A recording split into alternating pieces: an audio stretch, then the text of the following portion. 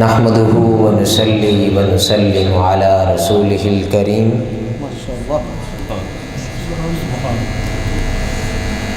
اما بعد فاعوذ باللہ من الشیطان الرجیم بسم اللہ الرحمن الرحیم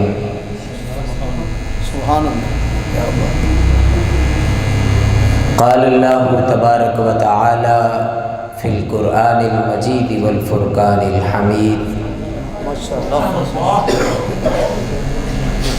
قل هو اللہ احد اللہ الصمد لم یلد ولم یولد ولم یکن له کفوا احد وقال اللہ تبارک و تعالی فی مقام آخر وَإِلَٰهُكُمْ إِلَٰهٌ وَاحِدٌ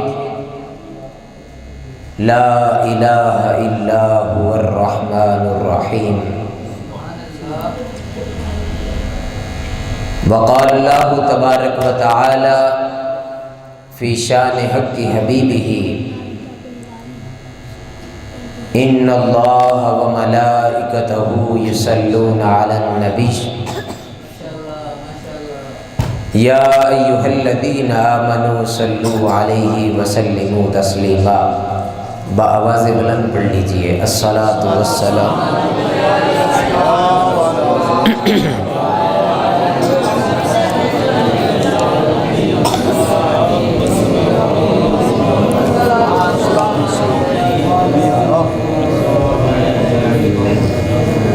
محترم المقام سید محمد علی شاہ صاحب امام مسجد جامع حاضہ، محترم المقام بابا صادق حسین صاحب گدی نشین، بابا حاکم علی حاکم شاہ ولی صاحب رحمۃ اللہ تعالی، محترم المقام قاری رمضان صاحب، قاری الیاس صاحب، محترم المقام محمد اشرف زیگم صاحب صدر تحریک منہاج القرآن ضلع قصور، اور بزم کونین صابریہ اس کے جملہ عہدیداران، اور آج کی اس بابرکت محفل کو سجانے والے جملہ عشاقان مصطفیٰ صلی اللہ علیہ وآلہ وسلم۔ جیسا کہ آپ کے علم میں ہے کہ آج کی یہ بابرکت محفل جو ہمارے بہت ہی پیارے دوست اور آپ سب کے ہر دل عزیز شخصیت حاجی محمد ساجد صاحب مرحوم مغفور ان کے اصال ثواب کے لیے بھی ہے، تو ہم سب اس پاک بارگاہ میں دست بستہ التجا کرتے ہیں کہ اللہ پاک ان کو کروڑ کروڑ سکھ اور چین عطا فرمائے۔ یقیناً ابھی ہم بیٹھے ہوئے تھے، ان کے متعلق جو گفتگو ہوئی، جس طرح کا ان کا اٹھنا بیٹھنا تھا، ایسی زندگی کم لوگوں کو نصیب ہوتی ہے،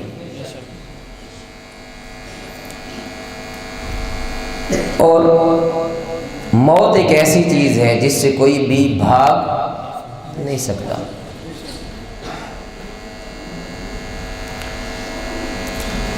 اب چھوٹی سی چھوٹی دکان پہ بھی جائے نا، ایک 2 روپے کا سیل لے لیں، 10 روپے کا سیل لے لیں، آپ ساتھ ہی سوال کرتے ہیں کہ اس کی گارنٹی کتنی ہے،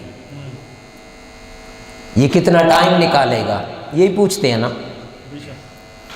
آپ کپڑے والی دکان پہ چلے جاتے ہیں، پوچھتے ہیں بھائی یہ کپڑا، اس کا رنگ کتنا دیر نکال جائے گا، یہ سیزن نکال بھی جائے گا یا نہیں۔ آپ مارکیٹ میں جائیں، ایک چھوٹا سا بسکٹ لیتے ہیں، اس کے اوپر بھی ایکسپائری ڈیٹ لکھی ہوتی ہے کہ جی یہ فلاں 2009 تک چلے گی، 2019 تک چلے گی، 2020 تک چلے گی۔ اب تو جو کینڈیز ہیں، ٹافیوں کے اوپر بھی لکھا ہوتا ہے ڈبے پہ۔ مطلب انسان جو اپنے ہاتھ سے بناتا ہے اس کی ایکسپائری ڈیٹ دے دیتا ہے کہ بھائی یہ 1 سال کے بعد ایکسپائر ہو جائے گا، 2 سال کے بعد ایکسپائر ہو جائے گا۔ اگر کوئی اس دنیا کے اندر چیز ہے تو وہ انسان کا وجود ہے جس کی کوئی گارنٹی نہیں۔ 1 سیکنڈ کے لیے آپ یہاں ہیں، معلوم نہیں کہ اگلے سیکنڈ میں کون ہوگا اور کون۔ مزہ تو تب ہے کہ انسان اس دنیا کے اندر آئے اور وہ مقصد حاصل کر جائے جس کے لیے اللہ پاک نے ہمیں بھیجا تھا، جس مقصد کے لیے اللہ پاک نے بھیجا تھا۔ حدیث مبارکہ میں آتا ہے کہ جب انسان فوت ہو جاتا ہے، جنت والے جنت میں چلے جائیں گے اور دوزخ والے دوزخ میں چلے جائیں گے۔ اللہ پاک کے حکم سے وہاں پر موت کو ذبح کر دیا جائے گا اور اعلان ہوگا کہ آج کے بعد کسی کو موت نہیں آئے گی۔ مطلب یہ اینڈ ہے۔ جیسے قرآن مجید میں اللہ پاک نے ارشاد فرمایا کنتم امواتا فاحیاکم، تم مردہ تھے، اس نے تمہیں زندہ کیا۔ ثم یمیتکم، پھر وہ تمہیں موت دے گا۔ ثم یحییکم، پھر وہ تمہیں زندہ کرے گا۔ اور پھر فرمایا ثم الیہ ترجعون، پھر تم اس بارگاہ میں لوٹا دیے جاؤ گے۔ اس کے بعد یعنی جو زندہ ہے وہ ہمیشہ زندہ ہی رہے گا، اس کو موت نہیں آئے گی۔ تو ہمیشہ یہی دعا مانگنی چاہیے کہ پروردگار اگر تو نے ہمیں اس دنیا میں بھیجا ہے تو کم از کم ہماری زندگیوں کو ایسا بنا دے کہ کل ہمیں اس مالک کے سامنے شرمندہ نہ ہونا پڑے۔ جیسا مجھے کہا گیا کہ آج کی درس قرآن اور محفل پاک کے لیے جو موضوع مجھے کہا گیا وہ ہے توحید کا فلسفہ۔ کیا ہے؟ توحید کا فلسفہ۔ بدقسمتی ہے کہ آج اس امت کے اندر مسلمانوں کو توحید کے درس دیے جاتے ہیں اور فضا یوں بن گئی ایسے لگتا ہے جیسے ہر مسلمان مشرک ہو گیا۔ ہر طرف یہ فضا ہے، وہ کلمہ بھی پڑھتا ہے مگر اس کے باوجود اس کو یہ سننا پڑتا ہے کہ تم مشرک ہو گئے، تم بدعتی ہو گئے، تم اسلام سے خارج ہو گئے۔ بڑے افسوس کی بات ہے کہ ہمارا کام تو یہ تھا کہ ہم دوسرے لوگوں کو جو غیر مسلم تھے ان کو دعوت اسلام دیتے اور ان کو دین میں داخل کرتے، مگر افسوس کہ ہم نے اپنے ہی لوگوں کو لاٹھی لے کر اسلام سے خارج کرنا شروع کر دیا۔ اور پھر یہیں تک نہیں رہے، اب تو ہم مسلک سے بھی نکالنا شروع ہو گئے۔ تو حاضرین محترم، آج کے اس درس میں ہم دیکھیں گے کہ توحید کہتے کسے ہیں، توحید کہتے کسے ہیں۔ سب سے پہلی چیز اس کے معنی و مفہوم اور اس کی تفصیلات پر جانے سے پہلے میں سب سے پہلی جو بنیاد ہے ہماری کلمے کی، اس کی فضیلت پر تھوڑی سی گفتگو کر کے پھر اپنے موضوع کو آگے بڑھاؤں گا۔ حضرت ابو سعید خدری رضی اللہ تعالیٰ عنہ اس حدیث کے راوی ہیں۔ آپ میں سے ہر کوئی پڑھتا ہے لا الہ الا اللہ محمد الرسول اللہ صلی اللہ علیہ وسلم۔ حضرت ابو سعید خدری رضی اللہ تعالیٰ عنہ وہ فرماتے ہیں کہ تاجدار کائنات صلی اللہ علیہ وآلہ وسلم نے ارشاد فرمایا کہ ایک روز حضرت موسیٰ علیہ السلام اللہ سے ہم کلام ہوئے۔ حضرت موسیٰ علیہ السلام کون تھے؟ کلیم اللہ، اللہ سے کلام کرنے والے۔ وَكَلَّمَ اللَّهُ مُوسَىٰ تَكْلِيمًا، کوہ طور پہ جاتے خدا سے باتیں کرتے، کتنے خوش قسمت تھے۔ اب رب سے باتیں کر رہے تھے، عرض کیا کرتے ہیں باری تعالیٰ مجھے کوئی ایسا کلمہ سکھا دے، میں جب بھی تجھے یاد کروں تو وہ کلمہ پڑھوں، اور جب بھی میں تیرے حضور دعا کروں تو وہ کلمے کے ساتھ کروں۔ اس پر رب تعالیٰ نے فرمایا اے موسیٰ تم کہو لا الہ الا اللہ۔ کیا ارشاد فرمایا؟ اے موسیٰ تم کہو لا الہ الا اللہ۔ آگے سے موسیٰ علیہ السلام عرض کرتے ہیں باری تعالیٰ یہ کلمہ تو ہر کسی کی زبان پہ ہے، یہ تو عام لوگ بھی پڑھتے ہیں۔ اللہ پاک پھر بھی یہی فرماتا ہے کہ موسیٰ تم کہو لا الہ الا اللہ۔ اب پھر حضرت موسیٰ علیہ السلام اللہ کی بارگاہ میں عرض کرتے ہیں، وہ فرماتے ہیں کہ باری تعالیٰ میں یہ چاہتا ہوں کہ تو مجھے کوئی ایسا کلمہ سکھا دے کہ جو میرے علاوہ کوئی اور نہ پڑھے۔ اس پر رب تعالیٰ فرماتے ہیں کہ اے موسیٰ یہ جو میں نے تمہیں تعلیم دیا ہے کلمہ لا الہ الا اللہ، اس کی شان یہ ہے کہ ترازو کے ایک پلڑے میں اگر ساتوں آسمان اور ساتوں زمینیں رکھ دی جائیں اور دوسرے پلڑے میں یہ لا الہ الا اللہ رکھ دیا جائے تو یہ لا الہ الا اللہ ساتوں آسمانوں اور زمینوں سے بھاری ہو جائے گا، ساتوں زمینوں اور آسمان سے بھاری ہو جائے گا۔ پھر حضرت زید بن ارقم ارشاد فرماتے ہیں، وہ روایت کرتے ہیں اور اس حدیث کو امام طبرانی نے معجم الکبیر میں روایت کیا، وہ فرماتے ہیں کہ تاجدار کائنات صلی اللہ علیہ وسلم نے ارشاد فرمایا کہ جو شخص اخلاص کے ساتھ لا الہ الا اللہ کہتا ہے اللہ اس پر جنت کو واجب قرار دے دیتا ہے۔ اس پر صحابہ کرام عرض کرتے ہیں یا رسول اللہ آپ نے جو ارشاد فرمایا اخلاص کے ساتھ اس کا کیا مطلب ہے؟ اس پر رسول کریم صلی اللہ علیہ وسلم نے ارشاد فرمایا کہ اخلاص کا مطلب یہ ہے کہ اس ذات نے جس شے سے منع کیا اس سے رک جاؤ اور جس کا حکم دیا اس کو اپنا لو، یہ اخلاص ہے۔ یہ کیا ہے؟ اخلاص ہے کہ رب تعالیٰ نے جن چیزوں سے منع کیا اس کو چھوڑ دو اور جس چیز کا حکم دیا اس کو اپنا لو۔ اگر اس کام کے ساتھ تم نے لا الہ الا اللہ پڑھا تو بدلے کے طور پر وہ رب کیا دے گا؟ جنت عطا فرما دے گا۔ اور پھر ایک اور حدیث مبارکہ جو ترمذی شریف کی حدیث ہے اور اس کے راوی حضرت سیدنا ابو ہریرہ رضی اللہ تعالیٰ عنہ ہے، آپ ارشاد فرماتے ہیں کہ رسول کریم صلی اللہ علیہ وسلم نے ارشاد فرمایا کوئی شخص لا الہ الا اللہ کہتا ہے، کیا کہتا ہے؟ لا الہ الا اللہ۔ ادھر سے کوئی مسلمان لا الہ الا اللہ کہتا ہے آسمان کے دروازے رب تعالیٰ کے حکم سے کھول دیے جاتے ہیں۔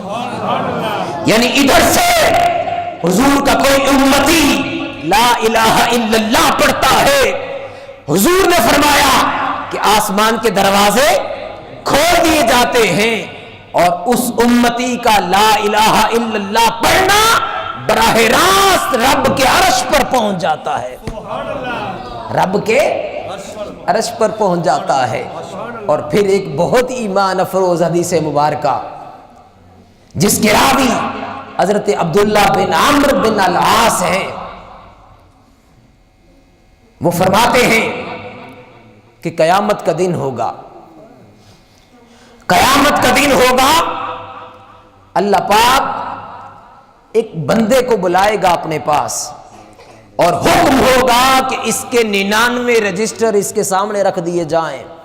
کتنے رجسٹر؟ 99۔ اب ان کی لمبائی اور چوڑائی اتنی ہے کہ انسان دیکھتا دنگ رہ جاتا ہے۔ اب 99 رجسٹر اس کے سامنے ہیں اور اس کے اوپر اس کی کوئی بھی نیکی نہیں۔ اس پر اللہ پاک پوچھتے ہیں اے میرے بندے، یہ ان رجسٹروں کے اندر جو کچھ لکھا گیا ہے یہ غلط تو نہیں؟ وہ بندہ عرض کرتا ہے باری تعالیٰ نہیں۔ اللہ پاک پھر پوچھتے ہیں اے میرے بندے تم پر ظلم نہ ہو، میرے فرشتوں نے لکھنے میں کوئی ڈنڈی تو نہیں ماری؟ لکھتے ہوئے تمہارے نامہ اعمال اس میں کوئی آپ پر ظلم تو نہیں ہوا؟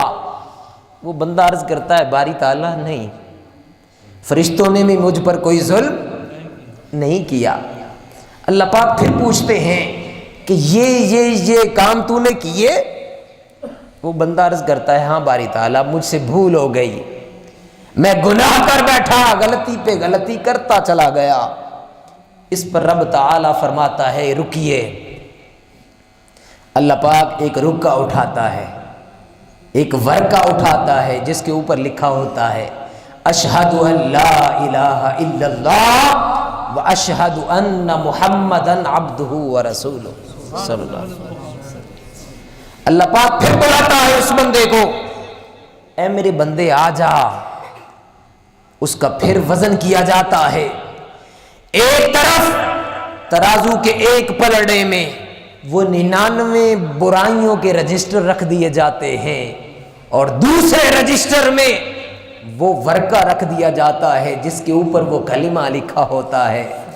وہ بندہ پوچھتا ہے باری تعالیٰ یہ 99 رجسٹر تو میں جانتا ہوں کہ یہ تو میرے اعمال ہیں، باری تعالیٰ یہ جو تو نے ایک رکا رکھا یہ کیا ہے؟ اس پر اللہ پاک فرمائے گا کہ اے میرے بندے یہ وہ کلمہ ہے جو تو دنیا کے اندر پڑھتا تھا، جس کے ساتھ تو محبت اور تعظیم کرتا تھا، میں نے اس کو سنبھال کے رکھا اور نیکیاں اور برائیاں تولی جائیں گے۔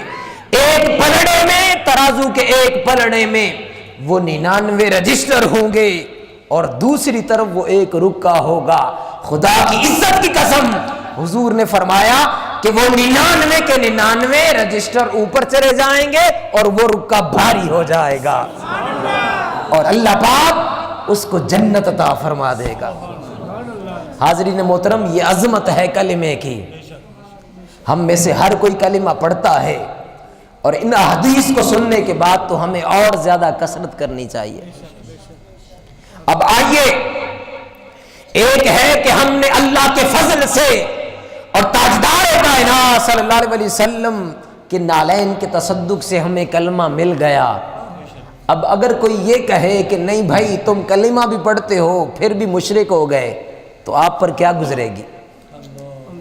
یعنی اتنی بڑی اللہ کی نعمت آپ کو مل جائے، اسلام جیسی نعمت مل جائے اور آ کر کوئی یہ کہہ دے کہ نہیں بھائی تم جو کچھ کرتے ہو سارا غلط ہے تو اس پر کیا گزرے گی؟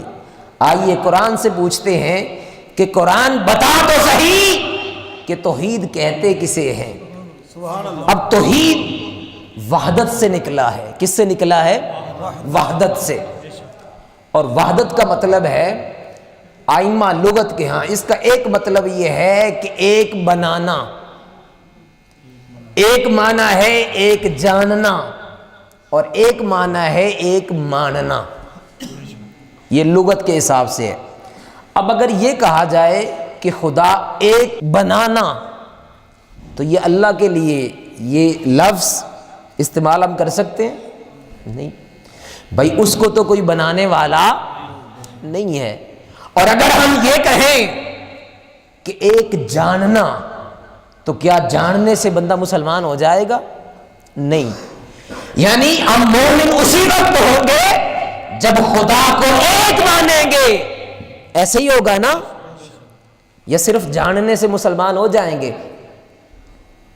نہیں، اللہ کو ایک ماننا پڑے گا۔ وہ ذات میں بھی یکتا ہے، وہ اپنی صفات میں بھی یکتا ہے۔ اب ایک ماننا یہ کیا ہے؟ توحید ہے۔ یہ کیا ہے؟ توحید ہے۔ اب اگر یہ کہا جائے کہ ایک ماننا توحید ہے، تو آپ یہ بتائیے کہ صرف اللہ اس کائنات میں ایک ہے یا کچھ اور چیزیں بھی ہیں جو ایک ہیں؟ اب مثال کے طور پر اللہ کیا ہے؟ رب العالمین ہے۔ محبوب کیا ہے؟ رحمت للعالمین۔ وہ بھی ایک، یہ بھی ایک۔ رب ایک ہے۔ جبرائیل کتنے ہیں؟ ایک۔ سورج کتنے ہیں؟ ایک۔ چاند کتنے ہیں؟ یہ ساری چیزیں کیا ہیں؟ اگر ایک ماننا ہی خدا ہوتا تو کیا ہم سورج کی بھی پوجا کریں؟ کہ ہم چاند کی بھی پوجا کریں؟ کہ ہم میکائیل کی بھی پوجا کریں؟ کیا اسرافیل کی بھی پوجا کریں؟ بھائی یہ سارے کیا ہیں؟ ایک ہیں۔ اس حوالے سے بڑا دلچسپ مکالمہ ہے۔ دو دوست تھے، دو عالم دین، ان کا آپس میں ڈیبیٹ ہو گیا، مناظرہ۔ اب ایک کیا کہتا ہے؟ وہ کہتا ہے بھائی ہم توحید کے ماننے والے ہیں، ہم واحد ہیں۔ انہوں نے پوچھا کہ تم توحید والے کیسے ہو؟ وہ کہتا کہ ہم توحید والے یہ ہیں کہ ہم خدا کو ایک مانتے ہیں۔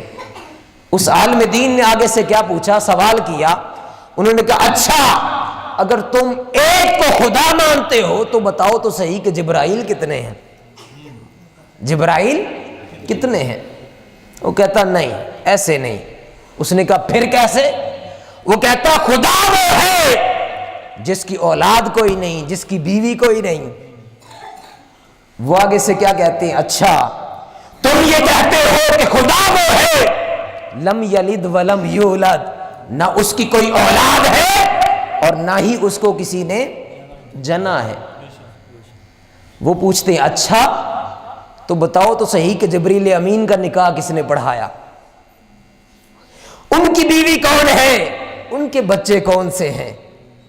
اب وہ لاجواب کہ بھائی وہ بھی کیا ہے؟ ایک ہے۔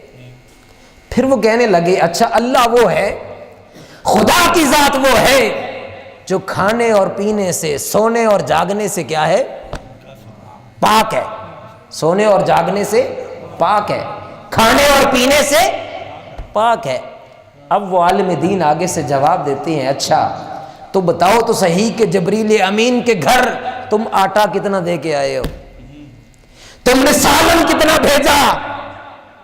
تم نے چاول کتنے بھیجے؟ وہ بھی تو نہیں کھاتے، وہ بھی سونے اور جاگنے سے پاک ہے۔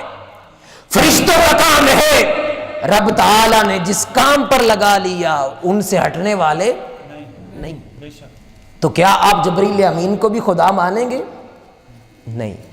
تو حاضرین محترم، اگر ہم یہ کہیں کہ رب وہ ہے جو ایک ہے تو کیا صرف اتنا مان لینا توحید ہوگا؟ نہیں، ہم یوں کہیں گے کہ رب وہ ہے، وہ تو ایک ہے ہی، مگر اس کی شان یہ ہے کہ وہ ایک بنانے والا بھی ہے۔ اس مالک کو کسی نے ایک نہیں بنایا، وہ خود سے ایک ہے اور ایک رہے گا، اور اس کی شان یہ ہے کہ وہ جس کو چاہے ایک بنا دے۔ اور ایک سب سے پہلے کس کو بنایا؟ تاجدار کائنات صلی اللہ علیہ وآلہ وسلم کو بنایا۔ ارشاد فرمایا، حدیث مبارکہ ہے کہ رسول کریم صلی اللہ علیہ وسلم نے ارشاد فرمایا کہ اول ما خلق اللہ نوری، کہ رب تعالی نے سب سے پہلے میرے نور کو بنایا اور پھر میرے نور سے ساری کائنات کو سجا دیا۔ اب وہ رب ایک ہے، اس نے اپنا ایک محبوب بنا دیا، اس نے اپنا ایک برگزیدہ بنا دیا۔ پھر وہ رب ایک ہے، اس کو کسی نے نہیں بنایا، اس نے جبرائیل کو ایک بنا دیا۔ وہ رب ایک ہے، اس کو کسی نے نہیں بنایا، اس نے ایک سورج کو پیدا کر دیا۔ وہ خدا ایک ہے، اس کو کسی نے نہیں بنایا، اس نے ایک چاند کو پیدا کر دیا۔ وہ خدا ایک ہے، اس کو کسی نے نہیں بنایا، اس نے ایک میکائیل پیدا کر دیا، وہ خدا ایک ہے، اس کو کسی نے نہیں بنایا، ایک اسرافیل کو پیدا کر دیا۔ تو توحید یہ ہے کہ وہ خدا ایک ہے، کس لحاظ سے کہ اس کو کوئی پیدا کرنے والا نہیں۔ اب آگے چلیے، اب خدا کو ایک ماننا یہ بھی اس کے شان کے لائق نہیں ہے۔ اب ایک لفظ کیا ہے؟ یہ حساب ہے، ایک شمار میں آتا ہے یا نہیں؟ وہ ذات تو شمار سے پاک ہے۔ آپ ایک کو قید کر سکتے ہیں، مقید کر سکتے ہیں، تو رب کی ذات مقید ہے نہیں بھائی، وہ ذات بے حساب ہے، اس کی کوئی مثال دنیا کے اندر نہیں۔ لیکن ہماری یہ مجبوری ہے کہ ہماری لغت میں ایک سے ہٹ کے کوئی لفظ نہیں۔ اور پھر آگے چلیے، یہاں پر جو مغالطہ ہوتا ہے، اب وہ اللہ پاک ارشاد فرماتا ہے کہ محبوب تم بتا دو قل هو اللہ احد، کہ وہ ذات ایک ہے۔ اب اگر کوئی سائنس پڑھتا ہے، ٹیکنالوجی کا علم حاصل کرتا ہے، کوئی فلسفہ کا علم حاصل کرتا ہے، کوئی منطق کا علم حاصل کرتا ہے، علم پڑھتے پڑھتے پڑھتے پڑھتے اگر کسی کو معلوم ہو جائے کہ وہ خدا ایک ہے، تو کیا وہ مومن ہو جائے گا؟ نہیں۔ کیوں نہیں ہوگا؟ کیوں؟ اگر کوئی شخص براہ راست خدا کو مانے تو وہ مومن نہیں، کیونکہ خدا کیا کہتا ہے؟ وہ کہتا ہے کل محبوب تو فرما دے۔ اگر محبوب کی زبان سے سن کر کوئی کلمہ پڑھتا ہے تو وہ مسلمان ہے، اور اگر کوئی خود سے یہ کہے کہ میں خدا کو جانتا بھی ہوں، خدا کو پہچانتا بھی ہوں، خدا پر ایمان بھی رکھتا ہوں، تو وہ 1000 بار کلمہ پڑھتا رہے، رب اس کو مسلمان مانتا ہی نہیں، رب اس کو مسلمان مانتا ہی نہیں۔ ارے قرآن کس نے دیا آپ کو؟ آپ میں سے کسی نے سنا کہ وہ رب کہے کہ میں رب ہوں؟ نہیں۔ آپ میں سے کسی نے دیکھا کہ وہ قرآن لا کے آپ کو دے اور کہے کہ یہ میرا کلام ہے؟ آپ میں سے کسی نے دیکھا کہ وہ رب آ کر کہے کہ یہ لو، یہ نماز ہے، یہ میری عبادت ہے، تم میری عبادت کیا کرو؟ اس رب نے آپ کو کہا کہ آؤ غریبوں کو زکات دو، اس سے تمہیں ثواب ملے گا؟ رب نے آپ کو کہا؟ آپ کو کہا کہ یہ بیت اللہ میرا گھر ہے، تم خانہ کعبہ آؤ، اس کا طواف بھی کرو، صفا اور مروہ پہ سعی بھی کرو، اور پھر عرفات میں جمع بھی ہو؟ آپ کو رب نے کہا؟ ارے رب نے تو آپ کو کہا ہی نہیں، تو پھر آپ براہ راست رب کو مان سکتے ہیں؟ نہیں۔ اگر آپ خدا کو مانتے ہیں مصطفیٰ کا وسیلہ چھوڑ کر، تو آپ مواحد تو ہو سکتے ہیں مگر توحید کے ماننے والے نہیں۔ توحید کب ہوگی؟ جب آپ خدا کو مانیں واسطہ رسالت سے۔ اگر آپ خدا کو ایک مانتے ہیں، خدا کو ایک جانتے ہیں، خدا کو وحدہ لا شریک سمجھتے ہیں مصطفیٰ کے وسیلہ سے، تو وہ رب کہتا ہے میں تیرا مومن ہونا تسلیم کرتا ہوں۔ اور اگر کوئی کہے کہ میں نے کتابیں پڑھی، میں نے علم حاصل کیا، میں نے سائنس پڑھی، اب میں اس نتیجے پر پہنچا کہ کوئی ذات ہے اور وہ ذات خدا ہے، میں اس پر ایمان لایا، تو کیا وہ مومن ہو جائے گا؟ نہیں۔ اللہ پاک اس کی توحید کے اعلان کو اس کے منہ پر مار دے گا اور کہے گا اے توحید کا ڈنکا بجانے والے، توحید کا نام لینے والے، تیری یہ توحید ہمیں قبول نہیں ہے، تیری یہ ہمیں توحید قبول نہیں ہے۔ آئیے حضرت یعقوب علیہ السلام، ان کا وصال کا وقت قریب ہے، آپ کے بیٹے پاس بیٹھے ہیں، اس پر وہ سوال کرتے ہیں، قرآن مجید ہے ام کنتم شہداء اذ حضر یعقوب الموت، حضرت یعقوب علیہ السلام پر موت کا وقت قریب ہے، اور یہ بھی اللہ والوں کی شان ہوتی ہے کہ ان کو بتا دیا جاتا ہے کہ تم نے ہمارے پاس کب آنا ہے۔ اور یہ بھی بعید نہیں کہ ان سے پوچھا جاتا ہے کہ آپ نے ہمارے پاس کب آنا ہے. ایسے تو نہیں کہ حضرت موسیٰ علیہ السلام کے پاس جاتے ہیں اور وہ تھپڑ رسید کر دیتے. اور بھائی اللہ پاک نے اپنے بندوں کو طاقت دی ہے، طاقت نہ ہو تو کوئی ایسا کام نہ کرے. ارے وہ فرشتہ جس کو دیکھ کے لوگ کانپنے لگ جاتے ہیں، زبان سے الفاظ ادا نہیں ہوتے، ان کو تھپڑ مارنا کوئی معمولی بات ہے؟ واہ. تو میں عرض یہ کر رہا تھا، تو حضرت یعقوب علیہ السلام ان کا موت کا وقت قریب ہے، وہ اپنی اولاد کو بلاتے ہیں اور کہتے ہیں اذ حضر یعقوب الموت اذ قال لبنیہ ما تعبدون من بعدی. کہ میرے بیٹوں بتاؤ تو صحیح کہ تم میرے بعد کس کی عبادت کرو گے؟ تم میرے بعد کس کی عبادت کرو گے؟ اب بالکل سادہ سا سوال ہے، کوئی مشکل سوال ہے نہیں. میرے بعد تم کس کی عبادت کرو گے؟ اب جواب یہ تھا کہ وہ کہتے کہ ہم خدا کی عبادت کریں گے، یہی بنتا تھا نا جواب. مگر انہوں نے یہ نہیں ارشاد فرمایا. انہوں نے کیا کہا؟ اذ قال لبنیہ ما تعبدون من بعدی قالوا نعبد الہک والہ آبائک ابراہیم واسماعیل واسحاق الہا واحدا ونحن لہ مسلمون.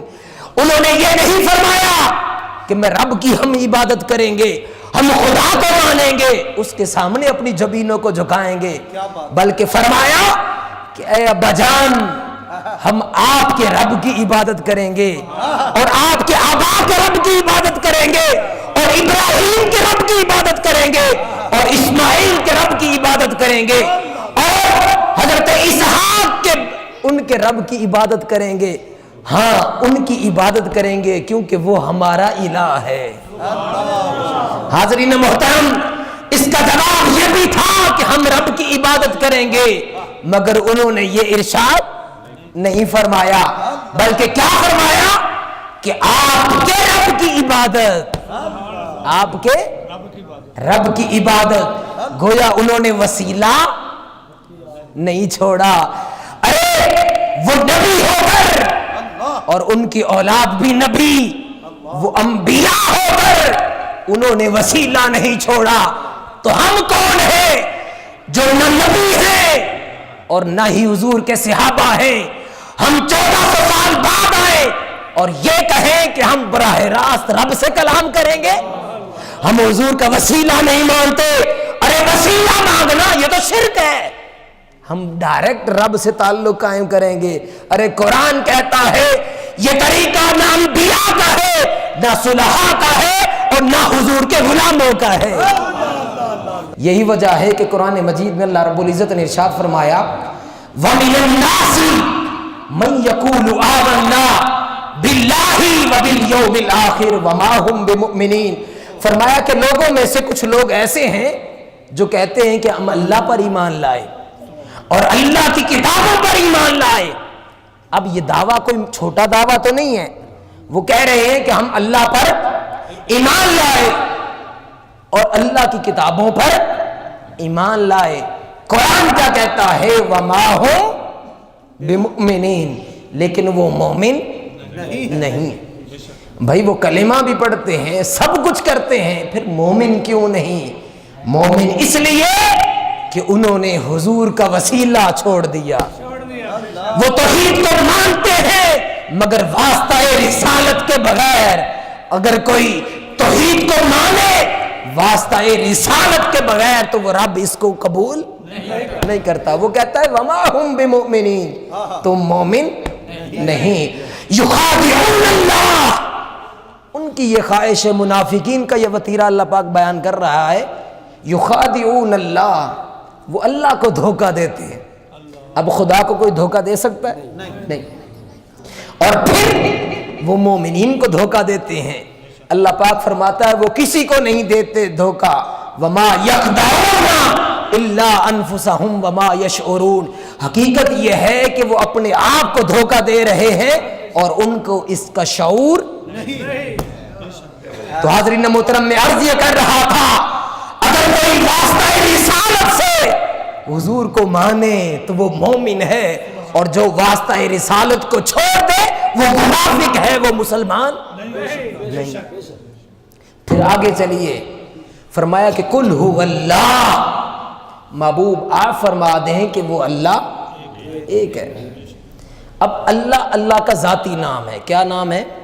ज़ाती। इसके अलावा आप कुरान मजीद पढ़ें तो मुख्तलिफ नाम आते हैं, जैसे रहमान, रहीम, ये अल्लाह के सिफाती नाम है।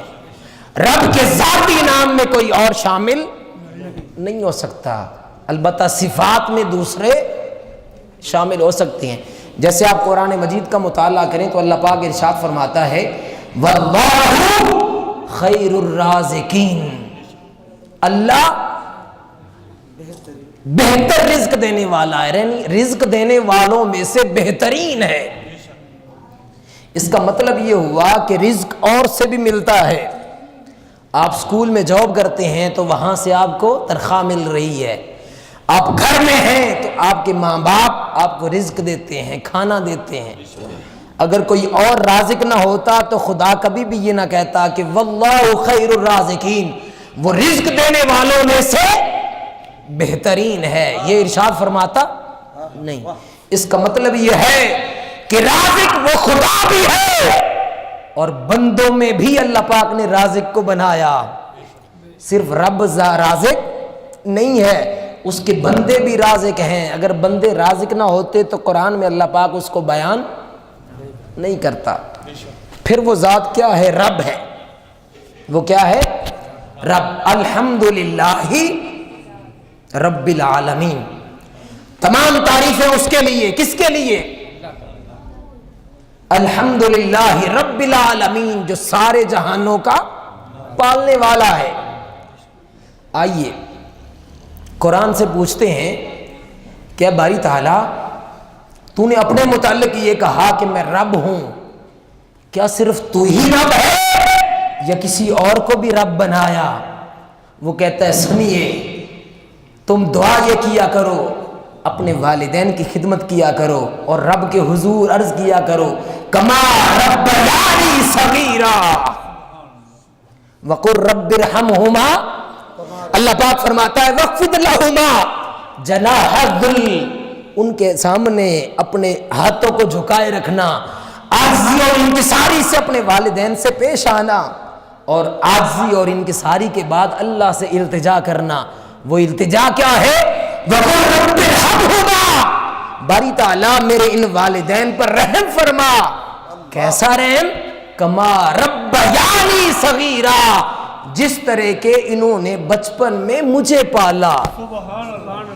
अब वालिदैन भी क्या हैं? रब हैं। वालिदैन भी क्या हैं? रब हैं। अगर आप में से कोई अपने वालिदैन को रब कहे तो क्या वो मुशरिक हो जाएगा? नहीं भाई, कुरान कह रहा है कि वो आपके क्या हैं? रब हैं। और फिर एक और जगह इरशाद फरमाया अलैहिस्सलाहु बिअहकमिल हाकिमीन, कि वो हाकिमों में से सबसे आला है। इसका मतलब है हाकिम और भी है और खुदा भी क्या है? हाकिम है। अब मुझे ये बताइए कि तौहीद क्या है और शिर्क क्या है? अब अगर कोई किसी को मिसाल के तौर पर कारी रमजान साहब को राज़िक समझता है, इन भाई साहब को कोई हाकिम समझता है, और कोई पालने वाला है जैसे वालिदैन हैं, अगर कोई अपने वालिदैन को रब समझता है तो क्या वो मुशरिक हो गया? नहीं भाई, कुरान खुद इसको बयान कर रहा है। इससे पता ये चला कि मालिक हकीकी वही है। अगर दुनिया के अंदर कोई मालिक है तो वो मालिक मजाजी है। रब हकीकी वही है। अगर दुनिया के अंदर कोई रब है तो वो रब मजाजी है। राज़िक हकीकी वही है। अगर दुनिया के अंदर कोई राज़िक है तो वो क्या है? मजाजी है। यूं भी समझ लें, हम ये कहते हैं कि रब ताला ने फरमाया कि मैं एक हूं, वो अल्लाह क्या है? एक है। हम में से एक मुगालता पाया जाता है। हम ये कहते हैं कि भाई ये गौस गौस क्या लगा रखी है, ये दाता दाता क्या लगा रखी है, ये हकीम हकीम क्या लगा रखी है, یہ مشکل کشا، یہ فلاں، یہ کہاں سے آ گیا؟ آپ پورے قرآن کو اٹھا کے دیکھ لیں، اللہ پاک نے کہیں بھی یہ ارشاد نہیں فرمایا کہ میں ہی مشکل کشا ہوں، میں ہی حاجت روا ہوں، میں ہی غوث ہوں، میں ہی داتا ہوں۔ قرآن میں کہیں بھی رب تعالیٰ نے یہ بیان نہیں فرمایا۔ یعنی رب وہ ایک ہے، حقیقی مالک وہی ہے، مگر اس کی جو صفات ہے وہ بندوں کو بھی عطا کرتا ہے اور وہ بندے آگے بھی عطا کرتے ہیں۔ قرآن کا مطالعہ کرے تو ان کے بندوں میں کوئی رازق بھی ہے، کوئی مالک بھی ہے اور کوئی حاکم بھی ہے، پھر اسی طرح کوئی غوث بھی ہے، کوئی داتا بھی ہے اور کوئی عطا کرنے والا حکیم بھی ہے۔ اگر کوئی کسی کو داتا سمجھتا ہے، کوئی غوث سمجھتا ہے تو یہ کوئی شرک نہیں ہے، چونکہ یہ صفات ہے۔ اللہ پاک نے قرآن مجید میں ارشاد فرمایا کہ محبوب ان کو بتا دیجئے، ان کو فرما دیجئے هو اللہ احد، کہ وہ اللہ ایک ہے۔ اب یہاں پر ایک بات قابل غور ہے، ہم میں سے ہر کوئی نماز پڑھتا ہے، روزہ رکھتا ہے، حج کرتا ہے، زکات دیتا ہے، مگر ان میں سے کوئی بھی کام ایسا نہیں جس کا رب نے ہمیں حکم دیا ہو، رب نے ہمیں حکم دیا ہو۔ اب یہ عبادات کس کی ہیں؟ رب تعالیٰ کی، مگر یہ ساری عبادات یہ ہمیں کن کا صدقہ ملا؟ تاجدار کائنات صلی اللہ علیہ وسلم کا صدقہ ملا۔ اور پھر ہم یہ سمجھتے ہیں چلو مان لیا قرآن حضور کے صدقے سے ملا، دین حضور کے صدقے سے ملا، نماز حضور کے صدقے سے ملی، زکوٰۃ حضور کے صدقے سے ملی، حج حضور کے صدقے سے ملا، اور اس کے علاوہ جو اللہ کی نعمتیں ہیں وہ تو رب براہ راست دیتا ہے، وہ تو رب براہ راست دیتا ہے۔ مگر حضور نے فرمایا نہیں، اللہ پاک فرماتے ہیں میرے محبوب سے پوچھو کہ یہ نعمتیں جو میں تمہیں دیتا ہوں، تمہیں ہاتھ پاؤں دیے، تمہیں رزق دیا، تمہیں جان دی اور تمہاری آسائشوں کے لیے زندگی کے اندر مختلف چیزیں پیدا کی، کیا یہ نعمتیں میں تمہیں عطا کرتا ہوں؟ حدیث مبارکہ سے پوچھتے ہیں یا رسول اللہ کیا اللہ کی نعمتیں ہمیں براہ راست ملتی ہیں؟ حضور نے فرمایا نہیں، انما انا قاسم واللہ یؤتی، دینے والی وہ ذات ہے مگر تقسیم کرنے والا میں محمد ہوں۔ تقسیم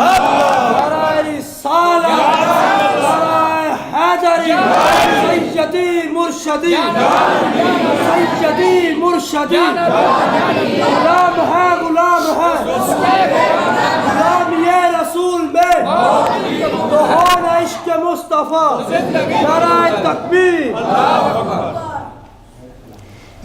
ملتا اسی کے در سے ہے، مگر ملتا کیسے ہے؟ واسطہ ہے رسالت سے۔ اگر ہم یہ کہیں کہ رب ہمیں دے گا، چونکہ رب العالمین وہ ہے تو وہ براہ راست نہیں دیتا، ریجیکٹ کر دیتا ہے۔ اور پھر یہی رہی، اللہ پاک نے ہمیں عبادت کے لیے پیدا کیا۔ کس مقصد کے لیے پیدا کیا؟ عبادت کے لیے۔ جیسے میں نے آغاز میں بھی کہا کہ آپ کوئی کہتا ہے لا الہ الا اللہ اخلاص کے ساتھ، مطلب کیا کہ وہ اللہ کے حکم کو مانے اور حرام سے بچ جائے۔ اب اگر کوئی شخص گناہ کر لیتا ہے، نافرمانی کرتا ہے، وہ گناہ کس کا ہے؟ نافرمانی کس کی ہے؟ اللہ کی۔ مگر وہ کہتا ہے اگر تم گناہ کر بیٹھو، اپنی جانوں پہ ظلم کر بیٹھو تو مجھ سے معافی نہ مانگنا، حالانکہ فرمایا اس کی ذات یہ ہے یحب التوابین، وہ تو توبہ کرنے والوں کو پسند کرتا ہے، ان سے محبت کرتا ہے، ان سے پیار کرتا ہے۔ وہ رب تو توبہ کرنے والوں سے محبت کرتا ہے۔ رب کہتا ہے میرے بندے وہ ہیں جب ان سے گناہ ہو جاتا ہے وہ اس پر نادم ہوتے ہیں اور میری بارگاہ میں عرض کرتے ہیں باری تعالیٰ مجھ سے بھول ہو گئی، میرے گناہ معاف کر دے۔ اب معافی کس سے ہے؟ اللہ سے۔ مگر وہ کہتا ہے مجھ سے معافی مانگنی ہو تو پہلے میرے مصطفیٰ کی دہلیز پہ جاؤ. اگر تم مجھ سے معافی مانگنا چاہتے ہو تو میرے مصطفیٰ کی دہلیز پہ جاؤ. باری تعالی ہم نے نافرمانی تیری کی, تو نے کہا نماز پڑھو, ہم نے نماز نہ پڑھی. تو نے کہا کبیرہ گناہوں سے بچے رہو, ہم نے نافرمانی کی. تو نے کہا قرآن پڑھو, ہم کبھی قرآن کے نزدیک نہ گئے. تو نے کہا کہ والدین کی فرما برداری کرو, ہم والدین کا دل بھی دکھاتے ہیں, ان کو گالی گلوچ دیتے ہیں. تو نے کہا یتیموں بیواؤں بے سہاروں کا آسرا بنو, ہم نے تیری نافرمانی کی.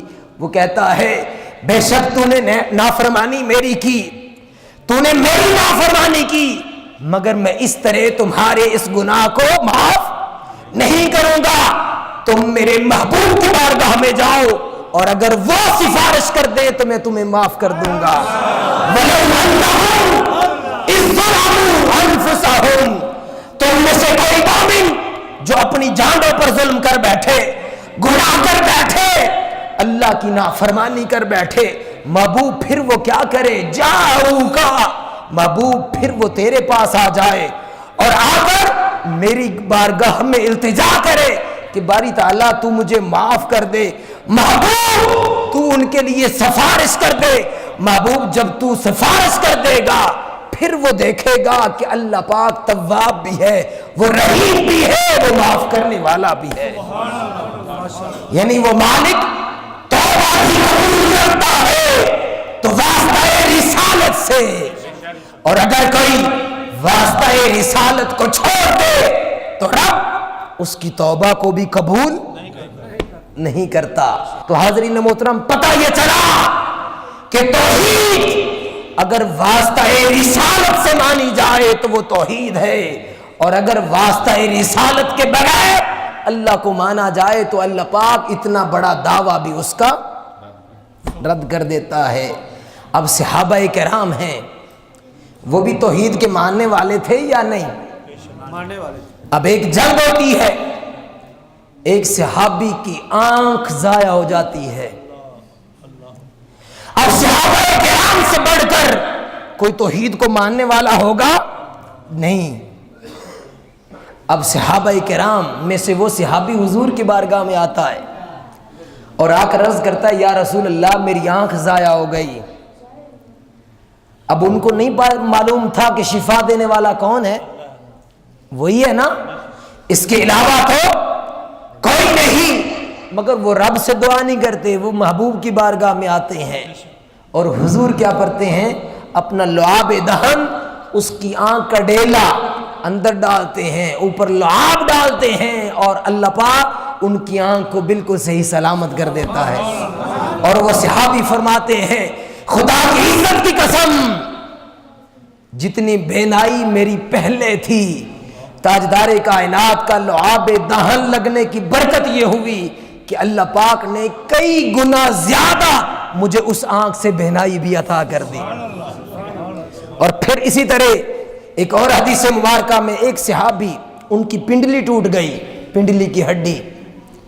اب وہ حضور کی بارگاہ میں آتے ہیں اور آ کر عرض کرتے ہیں یا رسول اللہ میری پنڈلی ٹوٹ گئی.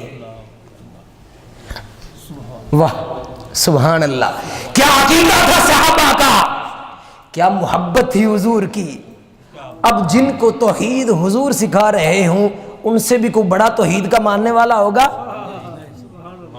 ارے جن کے استاذ خود تاجدار کائنات ہوں, جن پر قرآن نازل بھی ہوا, جو قرآن کی شرح بھی کرنے والے, قرآن سمجھانے بھی والے, جو خود حضور سے قرآن سمجھتے ہوں, کیا ان کو نہیں پتا تھا کہ کس سے مانگنا ہے؟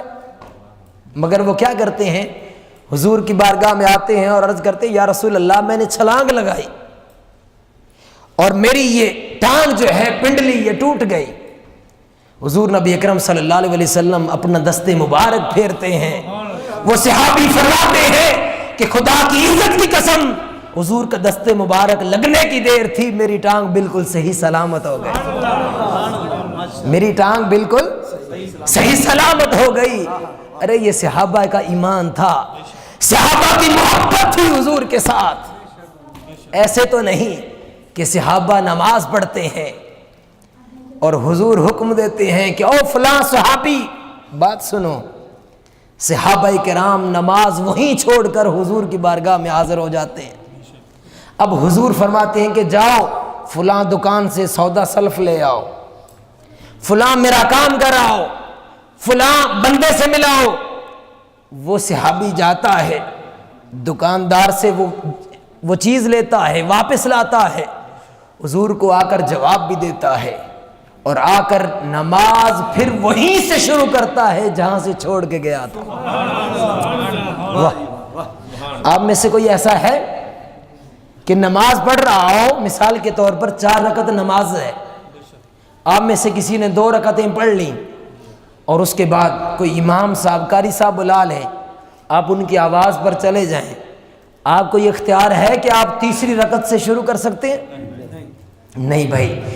جو ہی آپ کی سمت کعبے سے ہٹ گئی آپ کی نماز ٹوٹ گئی، ختم ہو گئی. مگر قربان جائیے محبوب کی عظمت پر کہ اگر کوئی صحابی کو حکم دیتے ہیں اور قرآن نے کہا کہ جب محبوب میرا تمہیں بلائے فوری طور پر حضور کی بارگاہ میں حاضر ہو جاؤ، تاخیر نہ کرنا، تاخیر نہ کرنا.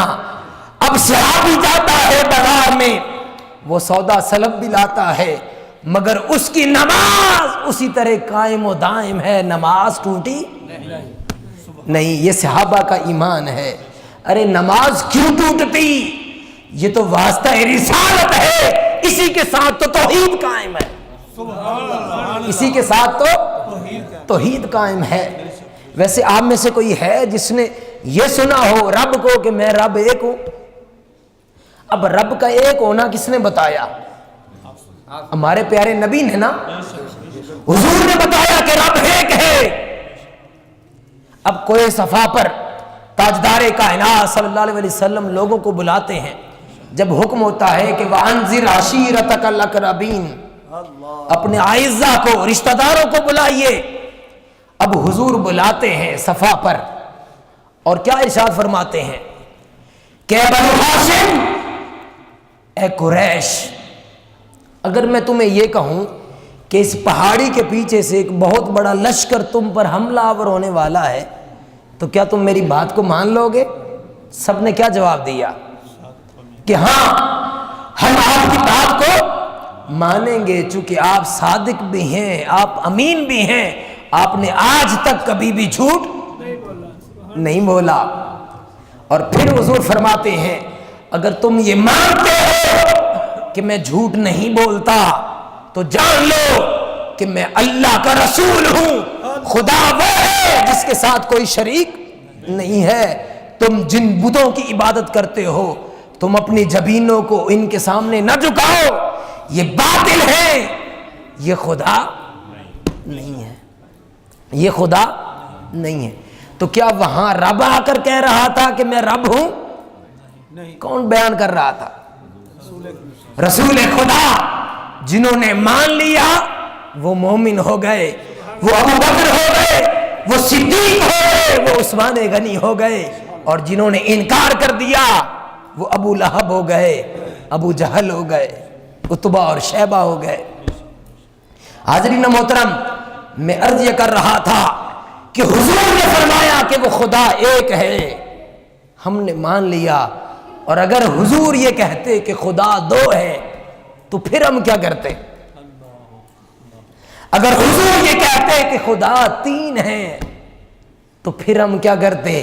یقیناً جو حضور کہتے ہم اسی کو مانتے، چونکہ وہ رب نے تو ہم سے کلام کیا نہیں. اس کی تو شان ہے ما کان لبشر، کہ وہ کسی بندے کے ساتھ ان یکلمہ اللہ، اس کی یہ شان نہیں کہ کسی بندے سے ہم کلام ہو. وہ بندوں میں سے کوئی چنتا ہے پھر اس کے کلام کرتا ہے. تو حاضرین محترم، اگر آپ چاہتے ہیں کہ خدا کے ساتھ آپ کا تعلق مضبوط ہو، اس کا واحد ایک راستہ ہے کہ آپ واسطہ رسالت سے خدا کی بارگاہ میں جائیں. اگر آپ دہلیز مصطفیٰ پہ جھک گئے، اگر آپ نے محبت مصطفیٰ کو اپنے دامنوں میں بسا لیا، اگر غلامی مصطفیٰ کو آپ نے اپنا اوڑھنا بچھونا بنا لیا، اگر آپ نے حضور کے گلی گوچوں کے ساتھ محبت سیکھ لی، حضور کے در انور سے محبت سیکھ لی، مکہ اور مدینہ سے محبت سیکھ لی، اور حضور کے ساتھ تعلق رکھنے والوں سے محبت سیکھ لی، تو خدا کی عزت کی قسم وہ رب بھی آپ کو پھر محبوب بنا لے گا، وہ آپ کی محبت کو بھی منتخب کرے گا اور اپنی محبت بھی وہ عطا کرے گا، چونکہ جو مصطفیٰ کا ہو گیا وہ خدا کا ہو گیا، اور جو مصطفیٰ سے چلا گیا وہ خدا سے بھی دور ہو گیا۔ جو مصطفیٰ کا ہو گیا وہ خدا کا ہو گیا، اور جو خدا مصطفیٰ سے دور ہو گیا رب نے اس کو اپنی بارگاہ سے دور کر دیا۔ حاضرین محترم، اب مصطفیٰ کے قریب کون ہوگا؟ ہر کوئی یا مصطفیٰ کا کام کرنے والا؟ مصطفیٰ کا کام کرنے والا جو حضور کے ساتھ محبت کرتا ہے، اور محبت کی شان یہ ہے، محبت کا تقاضا یہ ہے کہ انسان جس سے محبت کرتا ہے پھر اس کی باتوں پہ بھی عمل کرتا ہے، پھر اس کے حکم کو بھی اپناتا ہے، اور پھر اس کے طور طریقوں کو بھی اپناتا ہے۔ ہم حضور کے ساتھ محبت کرتے ہیں، مگر ہم دیکھتے ہیں کہ حضور نے اسلام کی خاطر طائف کے اندر پتھر بھی کھائے،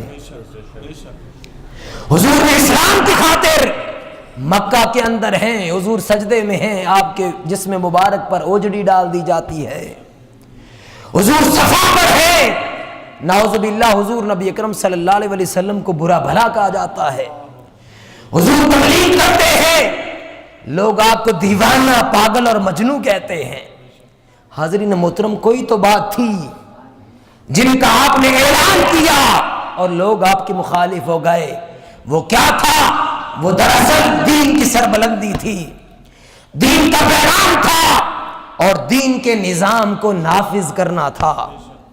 حاضرین محترم، اگر آج ہم یہ چاہتے ہیں کہ ہمارا تعلق حضور کے ساتھ مختہ ہو جائے، اگر ہم یہ چاہتے ہیں کہ ہمارا تعلق حضور کے ذات کے ساتھ اچھا ہو جائے اور حضور ہمیں اپنا غلام تسلیم کر لیں، تو اس کا واحد ایک راستہ ہے کہ ہم حضور کے اسوہ کو بھی اپنائیں، ہم حضور کے طریقہ کو بھی اپنائیں، اور وہ تنظیمات اور وہ تحریکیں جو دین کے لیے، دین کی سربلندی کے لیے، دین کی اشاعت کے لیے کام کرتی ہیں، ان کا ہم ساتھ بھی دیں۔ آپ مبارکباد کے مستحق ہیں کہ آج کے اس دور میں ایک شخصیت جس نے قرآن پر بھی کام کیا، حدیث پر بھی کام کیا، سیرت بھی کام کیا، اور یہ ساری باتیں جس شخصیت نے سکھائیں اس کا نام شیخ الاسلام ڈاکٹر محمد طاہر القادری ہے۔